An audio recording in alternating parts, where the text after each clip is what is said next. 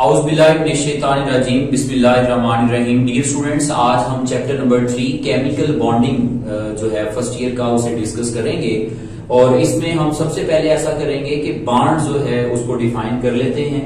So bond is attractive force between two atoms that bind the atoms. दो atoms के दरमियान में attractive force जो एटम्स को जोड़ कर रखती है, बाइंड करके रखती है, उसे हम केमिकल बॉन्ड का नाम देते हैं।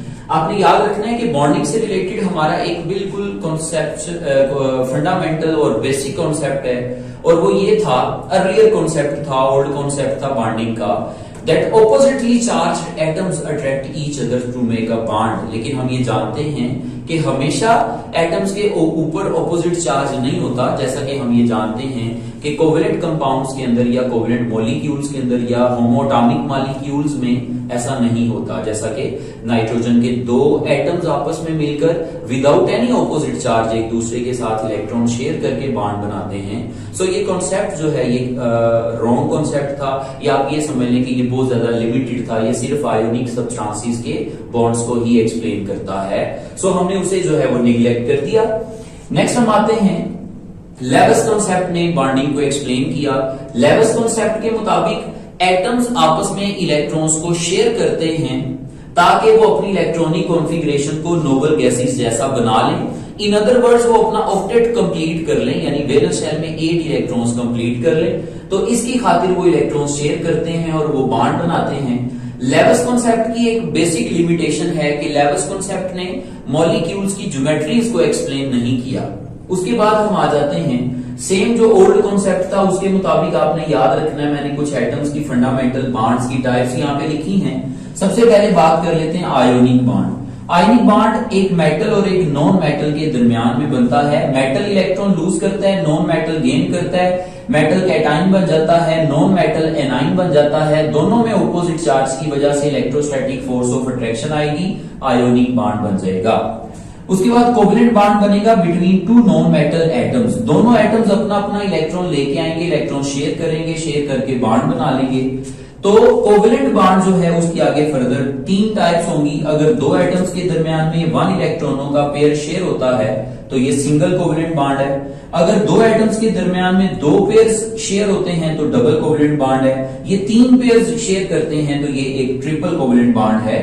नेक्स्ट हम बात करते हैं कोऑर्डिनेट कोवेलेंट बॉन्ड के ऊपर। कोऑर्डिनेट कोवेलेंट बॉन्ड तब बनता है जब एक एटम डोनर होता है, दूसरा एक्सेप्टर होता है। एक के पास लोन पेयर होता है, दूसरे के पास इलेक्ट्रॉन्स की कमी होती है, तो डोनर एटम डोनेट करके एक्सेप्टर एटम पेयर को एक्सेप्ट करता है। तो दोनों के दरमियान लोन पेयर की शेयरिंग की वजह से कोऑर्डिनेट कोवेलेंट बॉन्ड बन जाता है। जैसा कि यहां पे मैंने आपके सामने अमोनियम आयन बनाया हुआ है। तो नाइट्रोजन जो है उसने 3 हाइड्रोजन एटम्स के साथ मिलकर अमोनिया बनाया था। इस नाइट्रोजन के ऊपर एक लोन पेयर था, इसने ये प्रोटॉन था यानी हाइड्रोजन पॉजिटिव एटम था, इसने अपना लोन पेयर इसको डोनेट किया। अब ये एक्सेप्टर बन गया, ये डोनर बन गया। दोनों के दरमियान ये कोऑर्डिनेट कोवेलेंट बॉन्ड बन गया, जिसे हम वेक्टर से शो करते हैं, head towards acceptor and tail towards donor. उसके बाद नेक्स्ट हम आ जाते हैं मेटेलिक बॉन्ड के ऊपर। मेटेलिक बॉन्ड 2 मेटल्स एटम्स के दरमियान या वेरियस मेटल एटम्स के दरमियान में बनता है, और ये फ्री इलेक्ट्रॉन्स की शेयरिंग की वजह से बनता है। तो नेक्स्ट हम आएंगे, जो मॉडर्न थ्योरीज हैं हमारे पास केमिकल बॉन्डिंग्स की, उसके हवाले से बात करेंगे, क्योंकि अभी तक हमने ये देखा है कि मॉलिक्यूल्स की ज्योमेट्रीज को एक्सप्लेन करना हमने नहीं सीखा। तो उसके लिए अभी हम पढ़ेंगे valence shell electron pair repulsion theory, जो कि लिखने में वसेपर है और पढ़ने में वेस्पर है। ये थ्योरी कहती है कि मॉलिक्यूल्स के जो वैलेंस शेल्स होते हैं उनके अंदर इलेक्ट्रॉनों के पेयर्स एक दूसरे के साथ इस तरह से अरेंज होते हैं कि 2 इलेक्ट्रॉनों के पेयर्स के दरमियान में रिपल्शन कम से कम हो और फासला ज्यादा से ज्यादा हो। इस तरह से वो स्पेस में अपनी ओरिएंटेशन एडजस्ट करके मॉलिक्यूल की एक खास ज्योमेट्री जो है वो बनाते हैं। तो हम इसके बेसिक पोस्टुलेट्स जो हैं उस पर बात कर लेते हैं। तो आपने याद रखना है कि ये थ्योरी कहती है कि बॉन्ड पेयर और लोन पेयर दोनों, सिर्फ बॉन्ड पेयर्स नहीं या सिर्फ लोन पेयर्स नहीं, बॉन्ड पेयर्स वो इलेक्ट्रॉनों के पेयर जिन्होंने जनरली बॉन्ड बनाने में हिस्सा लिया हुआ है, और लोन पेयर्स वो पेयर हैं जिन्होंने बॉन्ड बनाने में हिस्सा नहीं लिया था। दोनों मिलकर किसी मॉलिक्यूल की ज्योमेट्री को एक्सप्लेन करते हैं। लोन पेयर्स जो हैं वो हाई एनर्जेटिक होते हैं देन बॉन्ड पेयर्स, इसलिए लोन पेयर ज्यादा स्पेस घेरते हैं या ऑक्यूपाई करते हैं क्योंकि वो हाई रिपल्शन शो करते हैं। So lone pairs have more repulsion, more space, more energy than bond pairs. उसके बाद हम आ जाते हैं कि magnitude of repulsion between different electronic pairs follow the following order. Lone pair repulsion सबसे ज्यादा, उससे कम एक लोन पेयर और बॉन्ड पेयर की रिपल्शन, उससे भी कम एक बॉन्ड पेयर और बॉन्ड पेयर की रिपल्शन होती है। और डबल कोवेलेंट बॉन्ड हो या ट्रिपल कोवेलेंट बॉन्ड हो, उसका ज्योमेट्री पे कोई इफेक्ट नहीं होगा, वही इफेक्ट होगा जो कि सिंगल कोवेलेंट बॉन्ड का होता है। इन अदर वर्ड्स के ज्योमेट्री हमेशा सिग्मा बॉन्ड के जरिए एक्सप्लेन की जाती है, पाई बॉन्ड के जरिए एक्सप्लेन नहीं की जाती।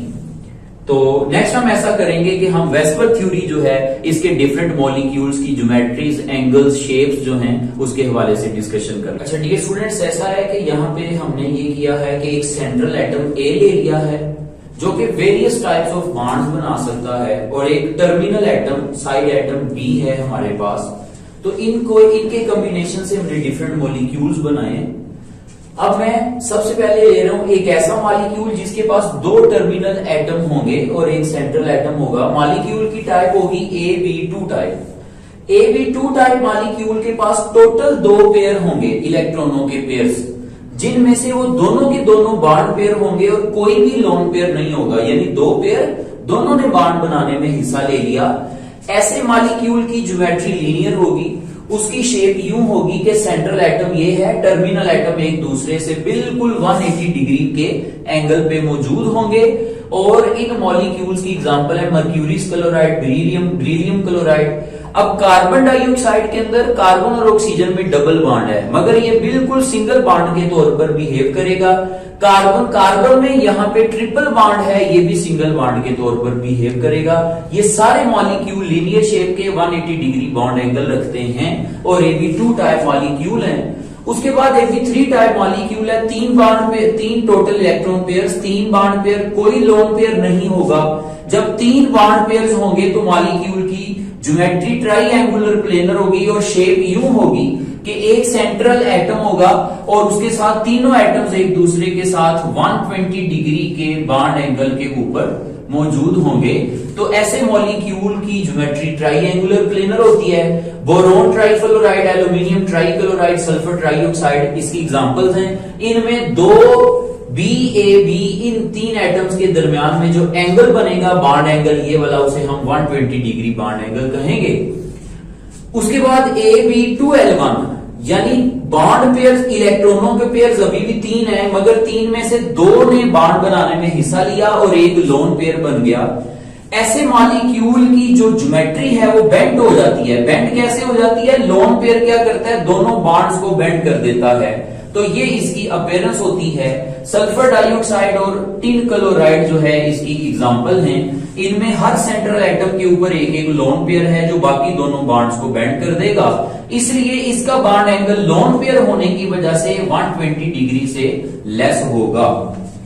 उसके बाद AB4 टाइप मॉलिक्यूल है, इसमें टोटल इलेक्ट्रॉनों के पेयर्स 4 होंगे, 4 बॉन्ड पेयर्स होंगे, 4 के 4 जो हैं वो बॉन्ड बनाने में सॉरी हिस्सा ले लेंगे। तो ये जो है ये 0 आता है जी, इधर नो लोन पेयर। 4 इलेक्ट्रॉनों के pair, 4 bond pairs, no lone pairs. ऐसा मॉलिक्यूल टेट्राहेड्रल होता है और टेट्राहेड्रल मॉलिक्यूल की अपीयरेंस इस तरह की होती है शेप के वाले से। कार्बन टेट्राक्लोराइड और मीथेन इसकी एग्जांपल्स हैं।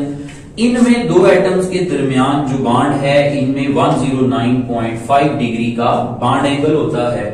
उसके बाद AB4 की एक टाइप है AB3L1। ये टोटल पेयर इसमें 4 हैं। L1 का मतलब एक लोन पेयर होगा और AB3 मींस 3 बॉन्ड पेयर होंगे, 3 बॉन्ड पेयर, एक लोन पेयर, टोटल पेयर हो गए 4।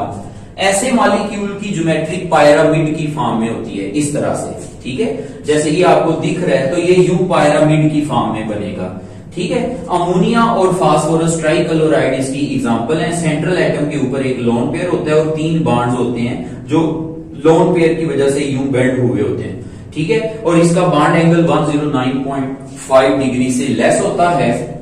Last molecule AB2L2 type molecule है। 4 बॉन्ड पेयर्स, इलेक्ट्रॉन पेयर्स होते हैं, 2 बॉन्ड पेयर होंगे, 2 लोन पेयर होंगे।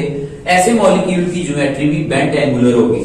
अब ये भी बेंट एंगुलर है मगर ये एक लोन पेयर के साथ है और ये 2 लोन पेयर के साथ बेंट है। इसकी एग्जांपल वाटर और हाइड्रोजन सल्फाइड है। इसका बॉन्ड एंगल भी 109.5 डिग्री से लेस होता है। डिपेंड करता है सेंट्रल एटम की नेगेटिविटी पे और सेंट्रल एटम के साइज पे।